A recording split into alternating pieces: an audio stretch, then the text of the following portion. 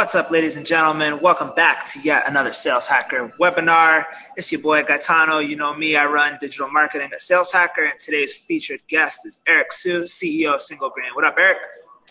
Hey, Gaetano. Thanks for having me. You're very welcome. It's a pleasure to have you. It's an honor to have you. Our audience is in for a big treat today. You're one of the heaviest hitting digital marketing beasts in the industry, and I'm pretty sure that the audience is going to have tons and tons of takeaways after today. So it's really a pleasure to have you with us. We're really fortunate to have you, so thanks for being here. Love it. All right, so let's get into the agenda. We're going to go through traditional marketing channels. Which ones should you focus on? Because I think there's still some value in a lot of the traditional channels. Then there's some emerging lead generation channels. Specifically, we're going to be looking at how to tap into webinars and podcasts. Then how to create weekly content to remain top of mind with your prospects. LinkedIn and social media best practices for engaging and finding leads. And then finally, some simple techniques for starting and advancing your sales conversations. So we got a lot to get into, Eric. I'm going to give you a quick moment to introduce yourself, tell the audience who you are, some things that you've done, and yeah, go ahead, take it away, man. Yeah, very happy to do so. So thanks again, Gaetano, for the wonderful introduction. So my name's Eric Siu. I run let's call it a SaaS marketing agency because we work with a lot of SaaS companies. So it's called Single Grain, and we get to work with the cool companies like, the Amazons, Ubers, the Airbnbs of the world, and, a ton of different SaaS companies. We also have our own SaaS product too. So we kind of live and breathe that world. And I have a podcast I do with my buddy Neil Patel. It's called Marketing School. We get about over 700,000 downloads a month. And on that one, I have another one called Growth Everywhere that I do weekly, where we talk to cool entrepreneurs. And other than that, I just love creating content. I think it's a lot of leverage that people can use, and they don't have to rely on, a hamster wheel such as the paid ads hamster wheel. So yeah, that's basically it. Nice, man. Nice. And yeah, you're somebody I've looked up to for a long time, and I've learned a ton from just watching you and collaborating with you. And it's been a real pleasure to even be able to contribute to your blog. And I'm just really fortunate to have been able to befriend someone such as yourself and be able to learn. So I'm really fortunate, and I'm happy that we met and got to know each other. Yeah, likewise, man. Friends. Definitely, man. All right, so real quick about me, you guys know who I am. I run marketing at Sales Hacker. Before that, I was doing some consulting, some SEO consulting at an agency in New York. I worked with clients like MLB, Granger, Mattermark, DocSend, Clipfolio, and so forth. Then I ran SEO and content marketing at Pipedrive for quite a number of years, and now I'm here at Sales Hacker taking things to the next level. So enough about me. Let's get into today. So we're going to start off. Gaetano, even before we start, I think the way we met was through content marketing because you wrote something and I found it. So yeah, exactly. So that's another point that I want to just call out to the audience today. Don't think that, creating content for your personal brand is a waste of time. Like, I usually take a couple hours out of my week to figure out what kind of interesting side content can I work on just for myself. And what I happened to do for inbound.org at the time, now it's Growth Hub, it was an SEO teardown of a company that was pretty high ranking on the Fortune 1000 list. And it got pretty widely spread in the SEO community. I basically tore them apart, and Eric had saw it and wanted to connect after that. So that's how we became friends. Pretty cool. All right, so traffic temperatures and best lead gen channels. Just real quick, I wanted to show you guys that based on a report from 2017 in February, I don't think the 2018 one came out yet from Marketing Charts, but the top B2B lead generation channels are email, live events, SEO, content marketing, and then you see that massive dip there in social. Not to say social selling is ineffective or social marketing is ineffective, but the biggest ROI comes from those four core pillars. Eric, anything to kind of just share with the audience with regard to those? Yeah. I think this is actually pretty true. I think at least the top four, I think that's definitely the case for us. The other ones aren't that great. And, the irony is that most of our revenue as an agency comes from doing paid ads for people. But yeah, it's the content marketing and email, live, whatever you want to call it. That to me is all content marketing. And I think it's the most powerful. Yeah, and that's fascinating to me, because if most of your clients are hiring you for digital paid marketing efforts, meanwhile it's lower ROI and lower lead generation in terms of volume, then that just goes to show you that there's a little bit of a disconnect, but it kind of makes sense because paid advertising is extremely difficult to master. And when you're, playing with millions of dollars on the line for your ad spend, you want somebody in control of that money who knows what they're doing. So yep. Eric, props to you, man. Salute for being able to crush it on that front. But yeah, it's true for us too. With regard to sales hackers, lead generation and revenue, email, live events, SEO, content marketing are absolutely the top 4 highest sources of leads and highest ROI leads. Eric, I'll let you break this down, man. Talk about traffic temperatures for us.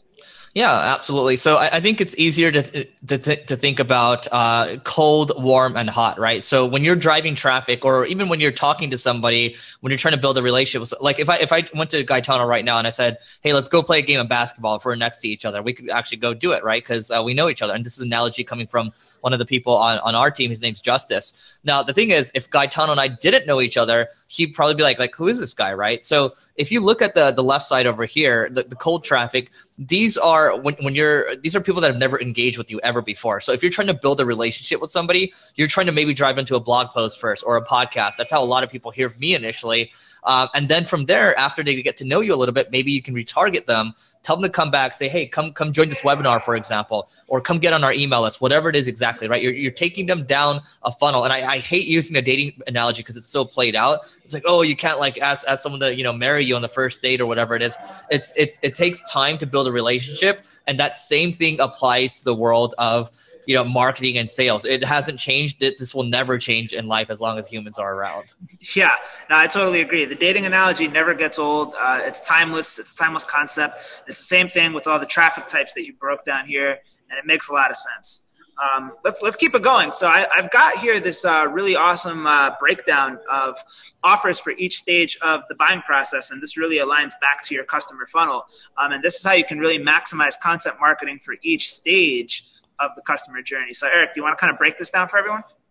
Yeah, absolutely. So same kind of deal here, right? So if we want to call it cold, hot, warm, or cold, warm, hot, it's the same thing. You go top of the funnel. This is where you're trying to get awareness from people. They don't know who you are, right? So you can see at the top over here where it's pink, you got blog posts, you got email newsletter, that kind of stuff where it's light, right? It's not that difficult to consume. And if they like you, maybe they'll come back, maybe they'll subscribe to your email list, subscribe to your YouTube channel, whatever, right?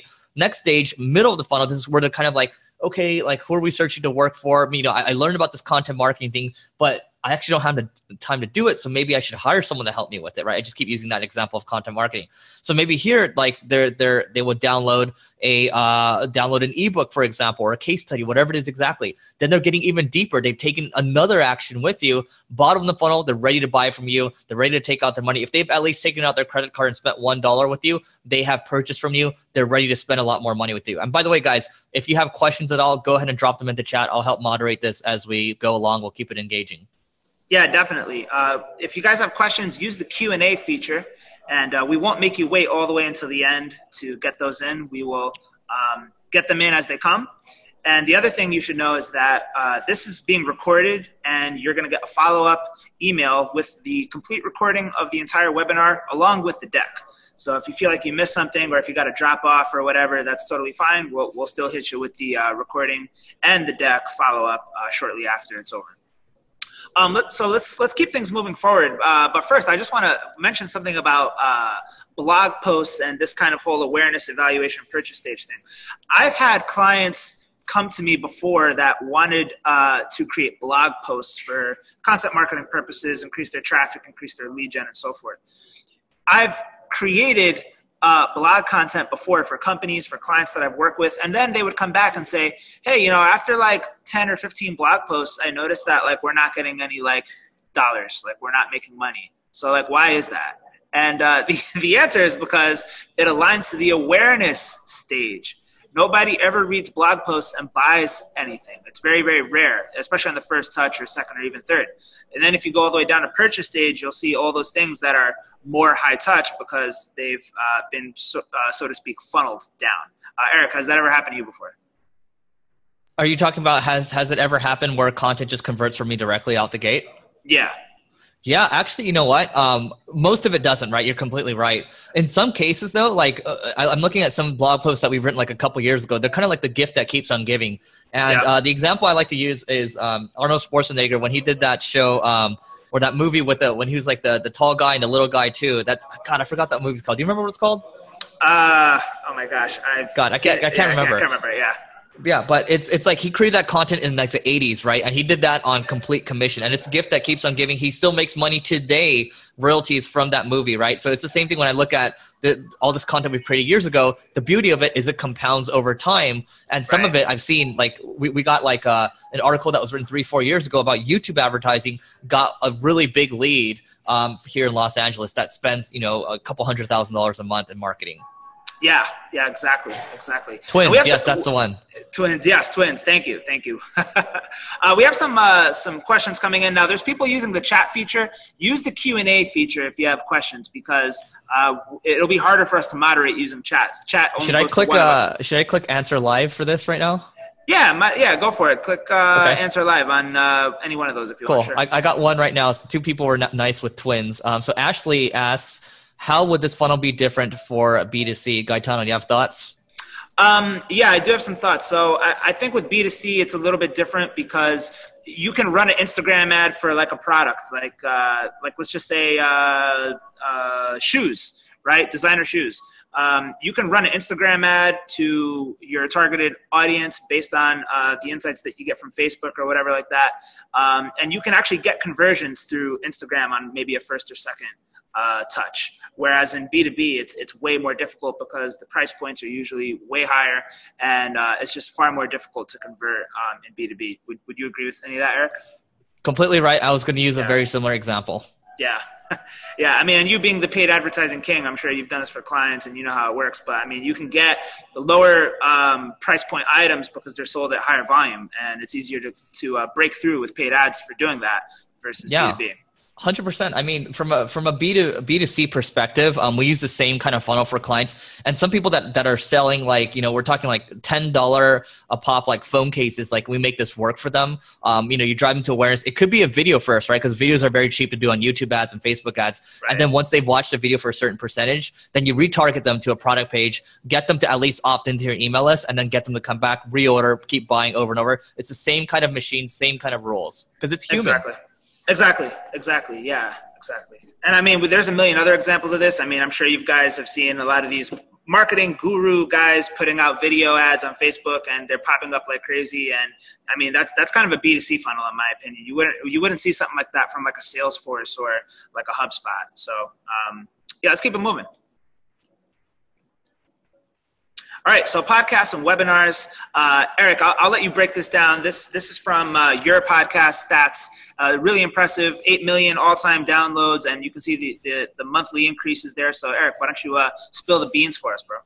Yeah, absolutely. So podcasts have been really great. I think a lot of you that are saying, and by the way, I started my first podcast 4 or 5 years ago, and time just flew. And this podcast now, I'm looking at the stats over here. So January, 589,000. We're about 720,000 a month right now. I guess what I'll tell you with podcasting is that it has gotten me speaking opportunities, whether it's, speaking next to Gaetano, for example, or speaking in Europe or Brazil. That's great. Like, you guys are probably like, where's the ROI of that? But I'll also tell you, like, it's gotten us clients that have signed 6 or 7 figure kind of deals. And it's gotten me multiple other opportunities, and I've got to meet other people that I otherwise wouldn't have gotten to meet. So I just think that, being able to be in someone's ear, it's very intimate. I remember speaking once in Amsterdam, and we're doing Q&A.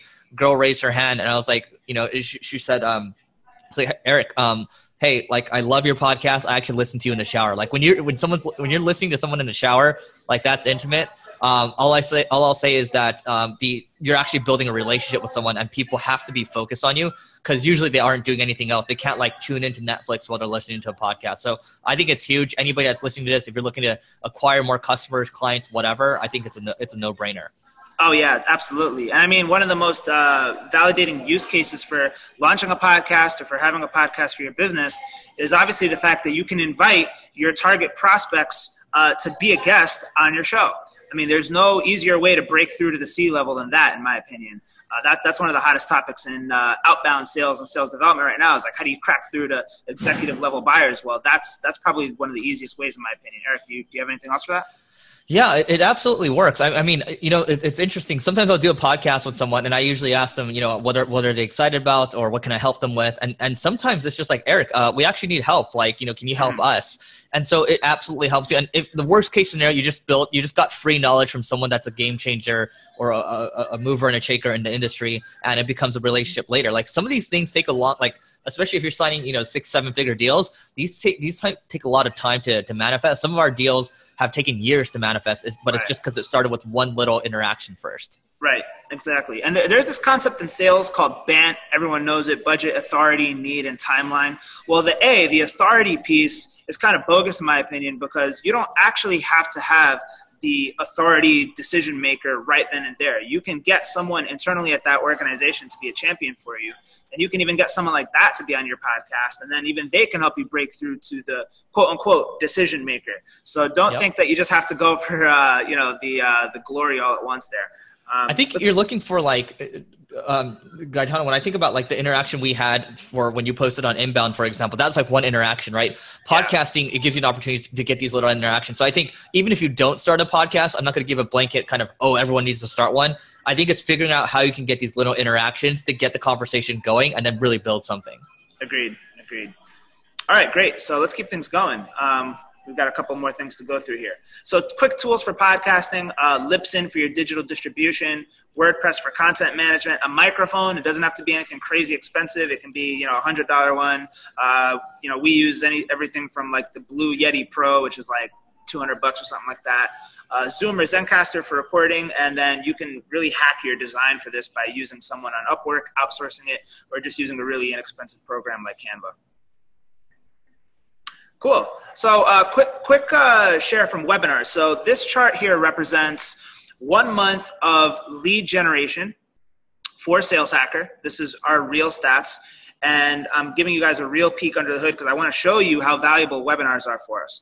So if you look at all the different lead sources, we have the website homepage, the website footer, the blog sidebar, the calls to action at the end of blog posts, another content call to action, Sumo, content injection. So you see all these little things here adding up to a couple of hundred, under 100, whatever. Then you have Teachable, which is our online course mechanism. This was a live event here. And now you see webinars, 1,853. So by far, webinars are our highest source of growth for lead gen every single month. And that's why we do 2 of them per week. And that's why we do them every month, because they generate tons of leads. And there's no reason to stop doing that if we have this kind of lead generation mechanism in place. Eric, what do you think, man? I think that's huge. I think I'm going to copy you guys. Maybe we have one of our content girls, UA, on the line right now. I think we might just start doing 2 webinars a week too, because it's been huge. And I think the fact that you guys are tapping it has been amazing. I'll tell you, one of the biggest clients we've gotten, previously never worked with the agency before. They're well known in New York, and it took 2 years, but it's because they watch our webinars that they finally caved. So yeah, you see that? I mean, and it's really a no-brainer, because what the biggest secret to successful webinars, besides pinpointing those topics that matter to your target audience and your target prospects, it's really all about not being pitchy, not putting your products and services into the decks, having knowledgeable, expert, credible people to present the information, and just being engaging and following up. And when people reach out to you after the webinars, it's really about doubling down on high quality conversations post event, so to speak. 100%. Should we answer a question here? We got a question here. Yeah, let's do that. Sure. All right. So the question is from Lydia Sugarman. She says, what are your feelings about a published pricing page versus pricing only shared after a consultation, etc.? Do you want me to start first? Yeah, please go. Sure. So this one's interesting. I had a person on my the Growth Everywhere podcast. His name is Rob Nelson, I believe, the CEO of Grow.com. And he told me that, they originally had a guided demo, right? Which just means they have to go to get a demo first in order to get the pricing. They did switch to a published pricing model where they can see, people can see all the pricing. Their demos actually dropped insanely after they opened a published pricing page. Once they switched back to a guided demo again, then everything shot back up. It was a game changer for them. So I'm not saying this applies to everyone. What I'm saying is this depends on every single business. I'll say for our SaaS company, ClickFlow, we have really low level pricing, but higher level pricing, like larger websites, we don't show because we need to figure out what solution you're looking for, and we need to customize it. So we need to have more conversations, especially when we're in the customer development phase, which is, it takes a long time in the beginning. Yeah, I would definitely agree with that. I would add that there is no one size fits all. I've seen some very, very expensive products openly and transparently list their pricing. I've seen other ways where it's the guided demo where you have to go through the rep. I think one shift that we're kind of seeing, and I think there's a pricing sweet spot to really get this right, but there is more of a shift toward people that don't want to deal with a rep at all. They just want to self-service. They want to find what they need. They want to try a demo and they want to go. I think that's obviously the most convenient route for most customers, depending on how complex or difficult it might be to get started with a new product. Because a lot of times there is this really massive onboarding and infrastructure change that's required for some of these services. So it just kind of depends on the product and testing. At the end of the day, there isn't a one size fits all, and it's just a tough answer to say it's not really black or white. It's just kind of gray. Right? Yeah. All right, cool. So let's keep this going. So tools for webinars, you can use any number of webinar distribution tools like Crowdcast, Zoom, GoToWebinar for your digital distribution. We're obviously using Zoom today, but any one of these tools are pretty good. Again, WordPress or any content management system really for just managing your pages. If you don't want to use WordPress template pages and you just want to get like a high volume of quick sort of landing pages done in bulk, you can use a tool like Instapage or Lead Pages. There's a number of other ones out there that do the same thing. And again, for design, you can use Canva or outsource anything to Upwork. Or if you're a company that got a little bit of money, you can just pay a full-time designer. But depending on what stage your company's at, you may not have the luxury of doing that. Eric, what do you think? No, it's true. I love all these tools. I agree. I mean, if you can't afford a full-time designer, use these. But I definitely recommend getting some kind of designer, maybe using AngelList. We found some really good ones, by the way. But yeah. Nice. Yeah, awesome. So hub and spoke content modeling. I want to get into this and show you guys that there's a shift happening in the way that companies are getting traffic, valuable, qualified traffic at that, to their websites. And this is a screenshot of what we've done at Sales Hacker for the past almost 2 years. You can see at January 2017 when we implemented this strategy as the traffic started to uptick. And really what it comes down to at the end of the day is that you have to find topical clustering dominance. So I'll use the example of answers.com. They were at once a site that had 1 million different topics. And what happened, because they were publishing so many crazy wide ranges of different topics, was that Google could never figure out what the authority was for that website. So what they did was they built out more microsites that were targeted to specific subtopics so that those microsites could gain topical authority in that one topic. So in short, it's easier to build pillar content and then build little cluster content around it and then interlink back to that main topical guide. So Eric, I know you have tons of examples of this. I'll let you maybe speak to this concept before we move forward with some more actionable examples, but I know you know a lot about this. Yeah, I think I mean, I don't really have much to expound on there other than the fact that people don't do this because it takes a lot of time and effort and people are just lazy. So, I always say this to people on my team, you get to play at the level that your experience dictates. So if you're not willing to put in the work, that's fine. Go figure out something else and go do what everyone else is doing. But if you want a good example, look at Sales Hacker. You can also look at my podcast co-host Neil's, his site. If you literally Google the keyword online marketing, you will see that he has spent $30,000 on a well-designed guide that has 12 chapters. So I'm not saying you need to spend 30 grand, but I'm telling you, this is how these people are firmly entrenching themselves in those number one positions for highly competitive keywords. It's just because people don't want to do the work. So think about, look at those examples, look at what Sales Hacker is doing and just copy them and it'll work. Fair enough. You can copy us. And we're going to show you some specific examples. So going back to the hub and spoke model, one of the things that you'll realize is that most of those long-form guides that are ranking at the top of Google for short-term competitive keywords, such as online marketing, like Eric said, and we're going to show you one for sales operations shortly, is that the average content length of the top 10 results are usually around 2,500 words. Now, that's not to say that short-form content is not successful, because it absolutely can be, especially for some of these Q&A style queries. But for the most part, the average content length of the top 10 results for very competitive keywords happens to be around 2,500 words. So Eric, this is from your the revenue summit that you spoke at Sales Hacker. You did an awesome job. You presented this to the audience, and people really loved this graph, so I brought it back. Do you want to explain what this is and how it works? Yeah, so those of you in the audience, I like using this feature in Zoom. So those of you in the audience that watched Power Rangers or Voltron growing up, raise your hand really quick. About wow, that's a lot. That's here, let me just do the math for you guys real quick. 18% of you. Okay, so 18% of you actually watched these shows. So think of it this way: when you are when you're looking at this real quick, and I'll come back to the Power Rangers analogy so everyone can understand this. If you look at the main section over here where it says guide targeting short tail keyword, the middle, the fat one, that is the bulk, right? That is, I just hit my mic right here, but it's the overview, right? It's the overview page. It is the hub, right? You can call it the pillar.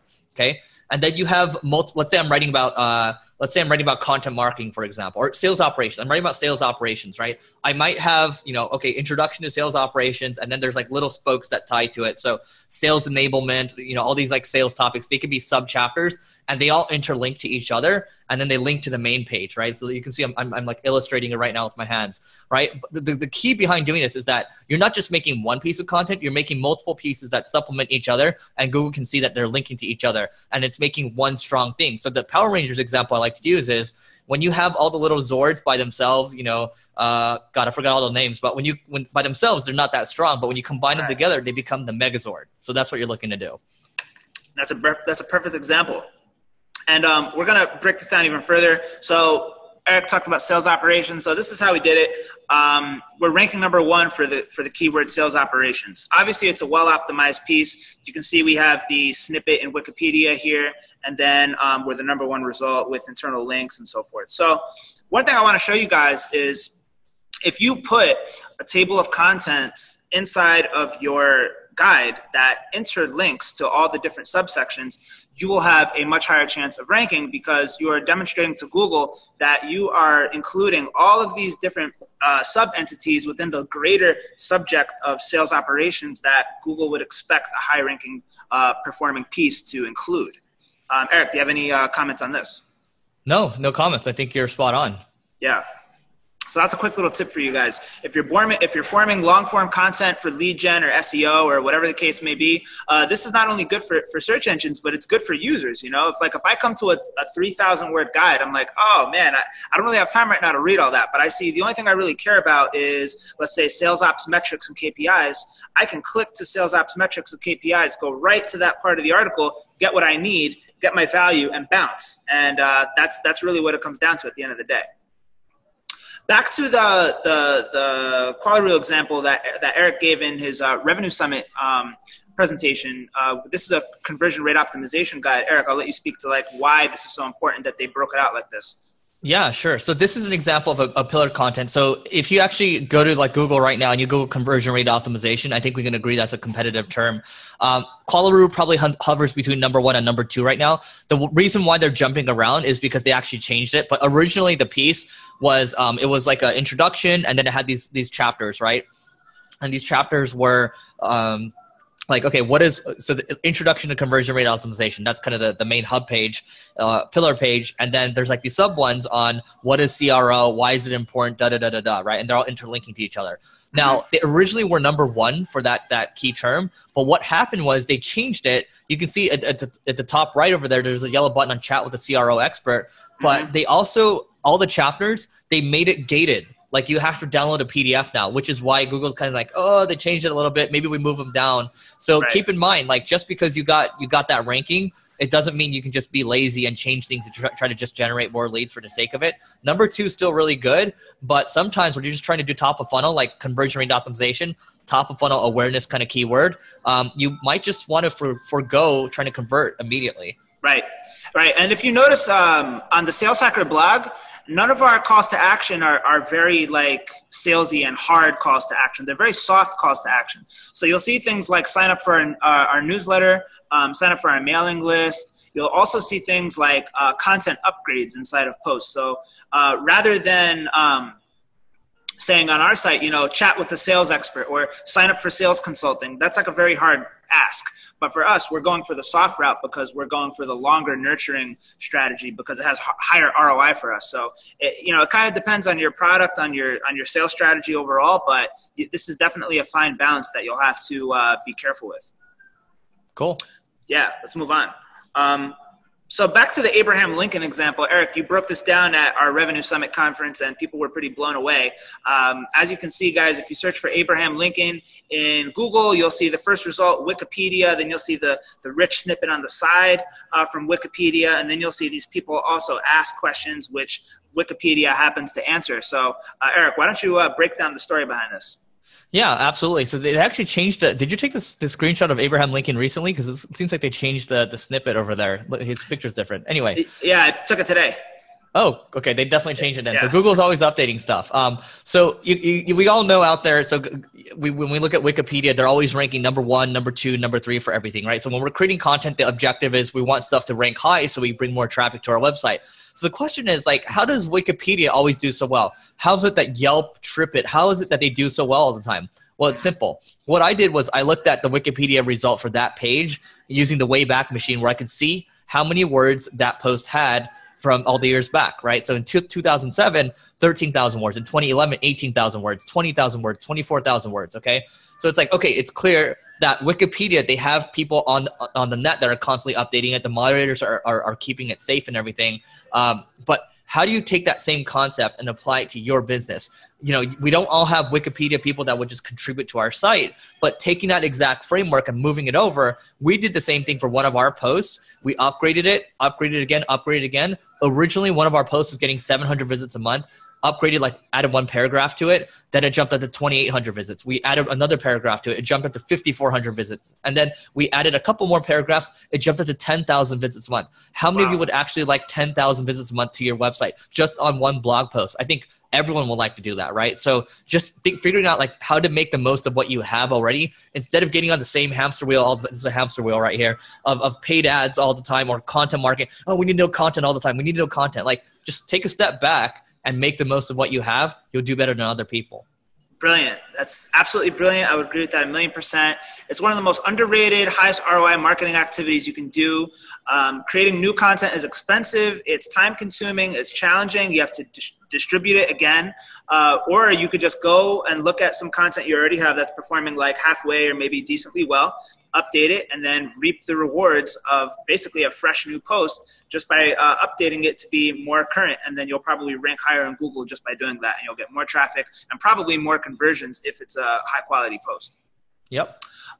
Cool. So let's get to some more questions. We have a bunch of them that just came in. So Sure. Ashley wants to know how many attendees Sales Hacker usually gets per webinar. The answer is it can be anywhere between 500 or 2,000. And that just depends on the topic. It depends on how hard we promote. And it happens to depend on the time of the year as well. So there you go. I hope that helps. Then another question here is from Matthias. He says, how do you manage your follow-ups after a webinar? How do you convert leads from webinars to clients? Eric, do you want to take a stab at this first? Yeah, sure. Absolutely. So there's a couple ways, right? So right now we have for our software, we have a bundle that includes courses and it includes our software, right? It includes a group implementation call. So for that one, what happens is, after a webinar, we'll follow up with people and say, hey, we talked about this offer a little bit, and we'll have a 7-day follow-up sequence, right? And then the last day, there'll be, the product, the offer, whatever we have, it expires and the link actually expires. And we send 3 emails, just to follow up. So a lot of you are probably thinking, or might think this is a bit spammy, but it is what a lot of direct response marketers that kind of do these kinds of products. It actually works, right? Because people forget. People I'm busy, you're busy, Gaetano's busy. We forget things, right? We just need reminders, and I find that converts pretty well. The other thing I'll say is what we're trying as of this Friday. We're doing a webinar this Friday, so feel free to join us over at Single Grain if you want. But we are going to be doing a shorter webinar with an application link at the end, and then we can just kind of strategically pick the most qualified people to talk to, and then we'll decide whether it's a fit to work together or not. But whether the main value that we have there is we teach them something for 30 minutes. We say, hey, I just taught you. I'll get on a call with you for 30 minutes or so. We'll do a strategy session. It'll be helpful to you, and I'll figure out the best way to help. So that actually converts at about 15 to 20% or so from webinar to actual lead. That's brilliant. That's brilliant, man. And I would love to add to that too. If you're a software company that is thinking about rolling out a webinar plan, one thing you can do in your sign-up form is just simply ask people at the point of sign-up, would you like to speak to someone about learning more about this product or service? Or would you be interested in a free trial right at the sign-up? So you can immediately qualify them. If they're interested, they'll fill out yes. If they're not, it's no. It's a simple drop-down. That's one way. Another way you could do it is by looking at your webinar analytics post-webinar. So all these webinar tools, whether it be Zoom, whether it be GoToWebinar or whatever, they show you who was the most engaged, who stayed on the webinar the longest, who asked the most questions. Then based on that, you can say, okay, person, XYZ stayed on for the whole way. They signed up very early in advance. They asked like a couple of questions. Then you can go research that person. And if they fall within a target profile for your ideal customers, you can reach out to that person and send a highly targeted, highly personalized message. So the idea is you want to separate out the high value, highly relevant folks that signed up for that particular webinar outside of your sequence flow, depending on That's a good one. depending on how complex your sales cycle is and so forth. But that's something I would recommend as well. All right, cool. Let's continue forward. We got some more stuff to get through. Content repurposing, one of my favorite subjects. Eric, this came from Gary V's Content Pyramid. What do you think about this? Let's see. I've actually never seen this before. So document pillar content, one long form piece of content. Da, da, da, da. Oh, this is great. Wow. Yeah. This is, did he actually made this? I don't know if he personally made it. I think somebody on his team probably did it because I don't think he does anything other than rant. But no knock to Gary V. I'm a fan. I like what he does. But cool. I think this is pretty brilliant. It kind of goes back to the hub and spoke model, but just in terms of repurposing. So he finds some kind of pillar content piece. He repurposes it dozens of times into these little micro moments. As you can see here, he does images, quotes, stories, mashups, remixes, rants, GIFs, memes, mini articles, and he distributes them across all these different platforms and channels. That's not to say that that all these channels are relevant to every business, but most of them are. Eric, what do you think? Yeah, I think this is true, right? I mean, there's one image I use all the time, which is like the content reusage framework, but it's exactly that, right? Whether like Gaetano, let's say you really like doing webinars. You start with webinars first, and then you repurpose like all these little subtopics that we talked about into blog posts. Same kind of idea. So I think you find your foundation first. So for me, it might be podcasts. And then from there, you spread it out because everyone, not necessarily everyone consumes on your main channel. As a matter of fact, when I traveled to Japan and I was talking to a bunch of people, I was at a dinner and some of the people said like, we listen to all your stuff. I was like, great. Where do you listen to it? Oh, on YouTube. And like, I was like, wow, like that's their primary channel. Exactly. All your different target customers have different channels that are most relevant or their favorite, just straight up. And you got to be kind of where your target customers are if you want. Omnipresent. That's it. Yeah. So different ways to repurpose your content. Here's some actionable sort of checklist items for you in terms of long form. They have blog posts, website articles, newsletter articles, and all these sorts of things. And Medium, LinkedIn, and all that. Short form, you got email teasers, Facebook, Twitter, Instagram. We talked about all that. I wouldn't recommend email autoresponders. I think those are actually kind of spammy. And then visual form, which I think this is probably the most powerful, and I see this a lot on LinkedIn. Video, slide shares, stories, infographics, interactive things like quizzes and worksheets. So you can take one piece of pillar content and get maximum mileage out of it just by repurposing. Yeah, I can't wait for you to talk about your LinkedIn stuff. I'm actually waiting for that. Well, you're getting up to speed on the game there too, so we'll both break it down and it'll be fun for the audience. So live events, Eric, you're really good at this. Obviously, Sales Hacker, this is how we started our business. We actually were an event company before we were a media publication, and then the audience and the engagement and the content and the blog and the videos and all that stuff kind of came trickling after we kind of had the conference game on lock. So Eric, why don't you break down how you do this for single grain and how you maximize your ROI here? Sure. Yeah, I'm definitely keen to hear what you guys do. But from our perspective, I mean, we've done like the last live event we did was like in October, so we don't do a ton of live events, but it's been great because for us, I also consider dinners live events. And I'll say like any of you right now, let's say you're starting out right now, dinners are one of the highest leverage things you can do. It doesn't matter who you are. There's one guy I know that's based in Canada, and he started throwing dinners, and nobody really knew who he was, but he got one main kind of, big name, big fish to go to the dinner, and he got a bunch of other people to follow, and that's how he started getting his name out, right? So I think if you throw dinners, keep it to 10 people or so. I recommend Googling the keyword mastermind talks dinners, and then there's an entire PDF on how you can follow it. But I'll tell you, doing dinners, happy hours, throwing your own mini conferences, sometimes paying for people, sometimes people want to pay, whatever. But I can tell you, we've gotten, 6-figure, 7-figure deals just from being at the dinners. And it's not like, hey, guys, come buy my stuff. It's more like, guys, let's build relationships. It's a group with, like-minded people, smart people. We all, people like to do business with people, right? So throw the dinners. People always like being around smart people. I'll tell you that. And it's such a high leverage thing to do. And you don't need to be a big brand. Yeah, exactly. I think that's the key takeaway there. It's like when people think of events, they're like, "Oh man, we're too small. I don't know if we can make this happen. We're only a SMB, or we're only a startup, or we're only 10 people or 15 people." Yeah, you don't have to be Marketo to throw on a successful event. You don't even have to be Sales Hacker. Like Eric said, you could be 10 people in a room, and you can get it going. And you never know who's there that you're going to meet for the first time that's going to introduce you to someone else. And it's all about growing that omnipresence, as Eric said. Yep. And then Eric, why don't you talk about some of the results? Yeah, sure. So I talked about some of the big contracts from earlier, right? And it's like I remember this was in San Francisco, had a dinner, and then one guy was like afterwards like, "Oh, guy, I know a couple guys that need help with SEO, for example."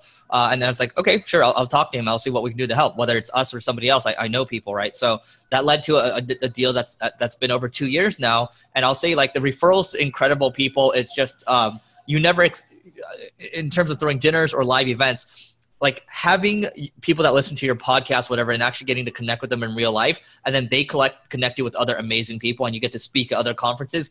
It all just kind of one-ups each other, right? One thing leads to another, and you never know what's going to happen, but you got to put yourself in positions to have these little micro interactions, and live events are just another way. And long-term friendships, for example. And so even though Gaetano and I met from a blog post that he wrote, our relationship really started when we actually met in person, and it became something more than just pen pals. Exactly. So there you go. Live events definitely work, and they're a high ROI activity. So let's get into LinkedIn. If you're a sales rep, why should you be writing status updates instead of articles? Well, if you haven't noticed, the new LinkedIn algorithm is definitely favoring status updates instead of articles. This can definitely be a high ROI activity for connecting with target prospects, with creating engagement around content that you're producing. And it doesn't even have to be your lead generation content. It could just be top of the funnel awareness stuff. But in short, this is why you should do it. They're super conversational, pretty easy to digest. They're fast. You're limited to 1,300 characters. It sparks engagement and debate. I'm probably one of the most controversial posters out there on LinkedIn. So if you want to see the kind of stuff that I do, just go ahead and follow me there. Likes and comments and comment velocity fuel the fire. So one of the biggest things that happens with this new LinkedIn algorithm is if you have a high spark of engagement early on, as soon as you post it, the virality will follow and ensue. So one thing you really have to do there is make sure you engage back. As soon as people start commenting, you have to respond right away. And then, of course, LinkedIn doesn't want you to leave. And they don't want you just sharing posts from Sales Hacker or posts from YouTube or any of their competitors. They want to maximize engagement and keep you on the platform. So how does the algorithm work? This is from LinkedIn Engineering's blog. There's a little bit of an AI and human scoring process in terms of content quality. We won't go through this in depth, but in short, there's a bit of an AI metric and some human scoring that determines if the content is good and if it's worth continuing to be amplified. And you'll have the deck in the replay so you can look at this more closely later on if you want to find out the science behind how this works, or you can look it up on the LinkedIn Engineering blog. So yeah, this is an article I wrote. It was called "Why Are So Many Marketers Bragging About How Rich They Are?" I'm not going to name any names, but I'm sure you guys have seen those annoying ads where some marketing, guru or whatever is sitting in a mansion that may or may not be his, and all these cars around and stuff, and it's blah blah blah. And you can see it got 700 views, 25 likes, 9 lonely comments, and 3 very lonely shares. And then you can see the status update I did, 10 reasons why most B2B companies suck at content marketing, 542 likes, 113 comments, 89,000 views. Same thing with this, hey salespeople, blah, blah, blah, 74,199 views and tons of comments and likes and engagement. And it sparked all sorts of new relationships and new prospecting for Sales Hackers Funnel. And even Max, he had a post recently that went 800,000 views by making a status update on remote work. So what's the point of all this? You can promote your content by adding stories to the LinkedIn newsfeed. And the way that you get people to go from your LinkedIn stories to your actual website content is you drop the link to your content that you're trying to promote in the first comment, because the LinkedIn algorithm doesn't want you just sharing it natively in the update. Otherwise, it thinks people will leave, and it flags for non-virality when it sees the link. But the point is that you should also be using Google's UTM tagging tool to track where these visits are coming from. And you can see we have our campaign source LinkedIn, campaign medium social, webinar. I happened to promote a webinar on LinkedIn by doing this, and we were able to see the results. And we tag basically everything we do with UTM parameters, and we can see, like, if Max promotes a sales glossary that we did, it got 2,905 visits from LinkedIn, and we can see all the other things that he promoted and the kind of results that it got there. So Eric, anything to add to that? No, I think it's amazing. I think it's you are at the forefront. I think Gaetano, I see his stuff consistently ranking high in LinkedIn. It's always at the top of my feed. So I think there's something to learn here. Make sure you follow Gaetano. Yeah, I mean, it's really just about knowing your audience, and I write like how I speak, so like if you read some of the stuff that I write, you'll almost feel like I'm talking to you, and that's kind of the goal. So let's keep things moving. How to create weekly content that resonates. Eric, I'll let you kick us off here, but basically some of the key points that I wanted to highlight were taking content you find on the web and summarizing the key points in your LinkedIn feed, like I said, answering questions on Quora and summarizing it in a status update. That works as well. You can use your own company's content from the blog and summarize it, and then you can just use inspiration from your weekly day-to-day. But Eric, anything else to add here? Yeah, I think, the one thing that we do, and you've been doing this as well, is, you've been doing video collaborations with people. For us, what we've been doing is we've been repurposing. So using that repurposing framework, our videos that we throw on YouTube and then putting it on LinkedIn, some take off, some don't. It's just kind of our quote unquote lazy way of doing it right now, just because like we're kind of spread thin. I'm going to be very honest with everyone. But what I found was recently we released a new series called Leveling Up, and that's where the production value is much higher. It's like there's stories in there. I'm interviewing Noah Kagan. It's like how you're doing your collaborations. I noticed for videos, like people become a lot more interested when there's stories, when there's like a collaboration going on. The engagement is much higher versus like a typical video that we'll throw up once a day. But I do notice also, I think, when I look at your stuff, it tends to, we're talking like hundreds of likes, hundreds of shares. So I think you've got some kind of formula that I might not know about.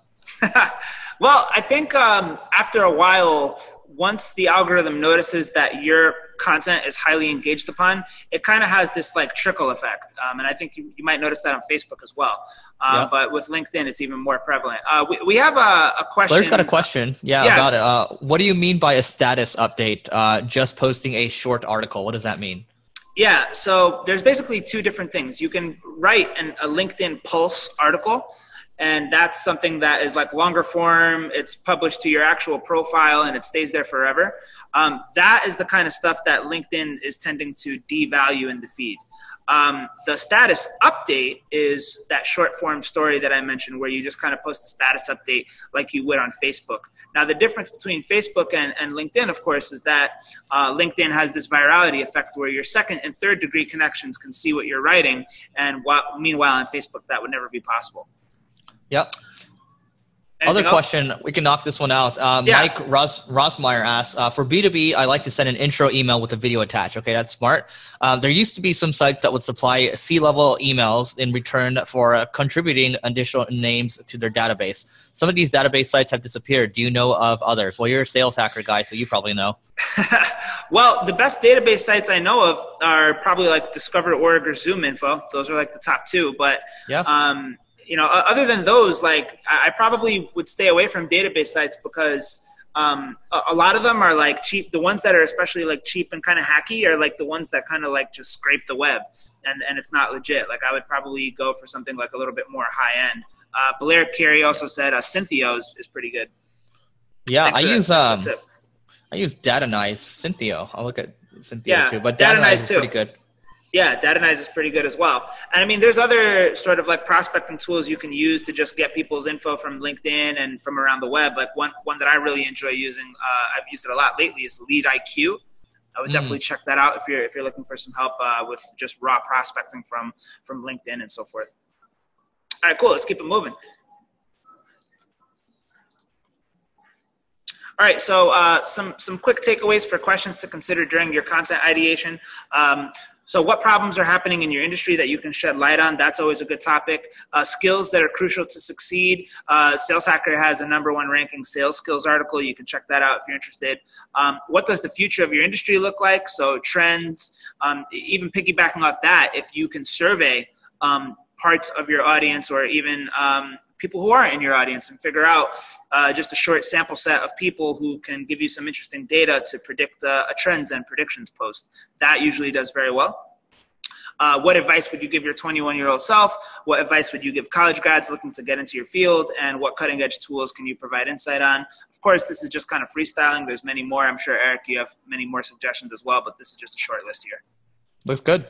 Yeah. And then, of course, use the people also ask box for ideation. So Google is your friend. You can in this example, I just searched objection handling, and it came up with all these different things. And these are all ways you can ideate for content. This is in the Google box, right? This is like in the bottom? Yeah, like so the top? Yeah, this is below the actual search bar, and then this is within the search bar. And the reason why I use this example is because you can use auto-suggest to figure out what people want to know. And I think that's a pretty great way for not only SEO, but just for finding things that matter to your target audience as well. Great. Yeah. All right, content types and styles that are likely to go viral in your newsfeed.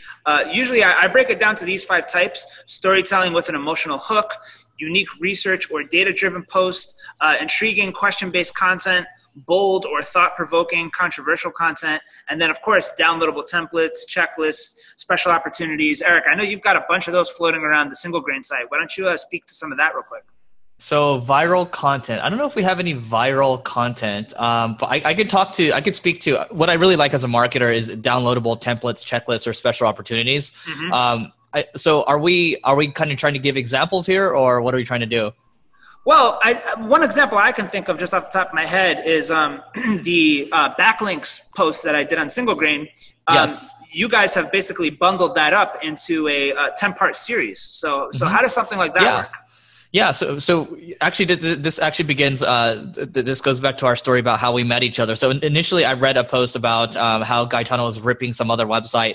I was like, oh man, this is really epic. This is great. So I reached out to Gaetano asking if he'd be interested in helping write something similar for Single Grain. And I wanted to do something around backlinks. And then Gaetano had a really good idea that we would, write about, we analyzed 1 million backlinks. I got a deal done with an SEO software out there. But basically he analyzed like Airbnb, like, Workday, all these other big sites, right? And then what we did from there is we made this really, like, it's not just one post, but it's 10 different posts, right? About, backlinks, right? 1 million backlinks analysis. You can't really get it anywhere else. And then we started driving traffic there. And what we found was that, you use the same, cold, warm, hot traffic. We drove traffic there, and the cost per acquisition per email that we're acquiring per lead was really cheap, like $4 to $5 for B2B. And that's just an example of how far content can take you when you just take it from a blog post and then also make it into like an ebook format. So that's what we did. We repurposed it, and we started driving traffic towards it to get leads. Awesome. I love that example. And another example too you can check out is Sales Hacker. We put out a sales pipeline Excel template post that's ranking really high in Google, and it gets tons and tons of signups every month because all it is a post full of raw templates that you can use in Excel for various sales activities. So you can check that out too if you want to see an example of something else that drives lots of leads for our funnel. All right, so how to get relevant conversations started. Some simple techniques for starting and advancing your sales conversations. Obviously, connect with new prospects who engage immediately. Don't wait. Keep the conversation going, but don't go for the hard sell in the beginning. Eric, how many inboxes do you get on LinkedIn where people just kind of blindly ask you for something right out the gate? Oh God, too many. And they try to make it like not a hard sell, but it is a hard sell. But you can sense it immediately. Oh yeah, you can sniff it out. Like if I see, this happened to me the other day. Some guy messaged me and he said, "Hey, would you be open to chatting about what kind of problems you're having with your business?" And I'm like, why would I, like, why? Yeah. You know, because people don't like talking about their problems with a stranger, you know? like why would I do that? And then of course, you know, you go look at his LinkedIn headline and it says like helping businesses solve their, you know, lead generation problems and their sales funnel problems and blah, blah, blah. So he obviously has a service to offer. He doesn't want to straight out say that he has a service, but he's trying to put a thinly veiled, almost like fake attempt at trying to get to know me. But really it's just to see if I'm qualified or not for his service. But don't do that. Nope. Play the long game. Ask to collaborate. Of course, kind of like that podcast example Eric mentioned earlier, you can get your target customers to collaborate with you, your target prospects to collaborate with you on content ideas, invite them on your podcast, do little LinkedIn video interviews, things of that nature. Comment on other popular threads diligently and intelligently. So one of the best ways that people that I know in the sales space generate leads on LinkedIn is they look at my threads, they look at who's commenting on them, and they get into discussions with their target accounts, their target prospects on my LinkedIn threads. So don't follow me on LinkedIn just for that purpose, but you can do that to engage. And then, of course, you can share hot threads and even just general content from your company's blog with existing prospects who may have gone dark to spark further discussion. Eric, what do you think, man? I think that's good. I think it's absolutely asked to collaborate. And here's the thing, like if you're looking to collaborate initially, if you have 100 followers on Twitter or whatever, and somebody else has like 1 million, it's not an equal exchange, right? So you got to think about like, if you're going to collaborate with someone, you might have something else that they want. Maybe they are really interested in, you know, I don't know, education, right? Maybe they donate a lot to education. So if you could donate to their cause or whatever, maybe you can find a way to get it. That's just one example, right? You got to figure out how to collaborate with people and make it an equal thing. And they'll just be like, oh, I'm going to help you get out there with my podcast when they're already like Justin Timberlake. And then you have this podcast that gets like 500 downloads a year or something like that. Awesome. Exactly. Be genuine. Yes. So Alexi wants to know, a quick question here. We're talking a lot about inbound, of course, but she wants to know about account-based marketing. Are there any success stories to share? Eric, I'll let you take a stab at this first before I give my 2 cents. Yeah. So around account-based marketing. So you know what the great thing about inbound is? We start to generate this inbound machine, and then I have all these pixels, I have all these emails, I can retarget these people at a much lower cost. And similarly, you can use there's a tool out there that's focused on account-based marketing called Listen Loop. That's LISTEN LOOP. I'll drop it in here in text as well. So Listen Loop. You can actually use Listen Loop to focus on very specific accounts. And similarly, you can also use account-based marketing for LinkedIn marketing as well. So those are just 2 examples. I'm sure Gaetano can give more. Exactly. We have another question from Aaron Anderson. With LinkedIn, what are your top tips for using it from an outbound sales perspective? So I'll be honest, mine is not purely outbound. It's more of a mix mash. Like I use my storytelling and my content to generate interest, and then I see who engages with me, and then I kind of pickpocket and cherry pick who I'm going to engage with from there. But there are many other ways to do it. I have some outbound tips for LinkedIn, but Eric, I'll let you take a crack at this as well. Yeah, you know what? I mean, what we found with LinkedIn, you know, we use it for a lot for recruiting, and it's the same kind of thing for sales too, right? We use a tool called Duck Soup. That's DUXSOUP, and we combine it with Data Nice. So they're both paid tools, yes, and then LinkedIn Sales Navigator is also paid as well. What we do from there, and I think we actually have a video on YouTube on how you can do it. So just Google Eric Sue Duck Soup or something, you'll find it. But from there, it's just basically, you know, Data Nice allows me to find sites that have a higher Alexa score than this, revenues are higher than this, have raised this amount of money. I can find all the contacts, visit their profiles, and it will send them a message at the same time. And I'll also get their email. And then from there, I can use a tool like Outreach or whatever other outreach tool you want to use, and then hit them up. That way, it's a system that you can easily offload to somebody else. Oh, I like that a lot. That's a good tip. I gotta try that out. Duck Soup. That sounds really interesting. Yeah, and they might be shut down soon, so I don't know. But yeah, somebody asked, Soci asked, if is Duck Soup legit? Yes, it is legit. Okay, good to know. Good to know. Yeah, and in terms of like, what I kind of do from an outbound perspective is I try to go for warm intros. Like, because Sales Hacker is such a big brand and we're so visible, it's more than likely that somebody that I need to get in touch with, I have a second degree connection who can make that intro for me. So I always try to go for the warm intro approach first if I can. If I can't go that route, then I go highly, highly personalized. And I really do my best to just make it as personalized as possible and try to go that route. I never really just try to go cold or for volume on LinkedIn, because LinkedIn, your personal reputation is at stake. So you don't want to mess anything up there. It's not like you're hiding behind email. People can see your profile and see who you are. So you really got to be extra careful on LinkedIn. You don't want to spam and blast or, spray and pray or anything like that. Eric, anything to add? No, nothing to add there. Awesome. If you do want to scale your outbound and try something that's highly personalized at scale with outbound on LinkedIn, there's another hacky tool that I can recommend similar to Duck Soup. It's called LinkedIn Helper. You want to be careful with this because basically what it is a human sort of emulator of how a human would act on LinkedIn. So it can scrape a batch of people based on role, based on seniority, based on location, based on whatever. It can scrape a batch of those contacts, and then it can send highly personalized messages in a sequence to those people at scale. You can try this out. I would say caution and be careful. Don't abuse it.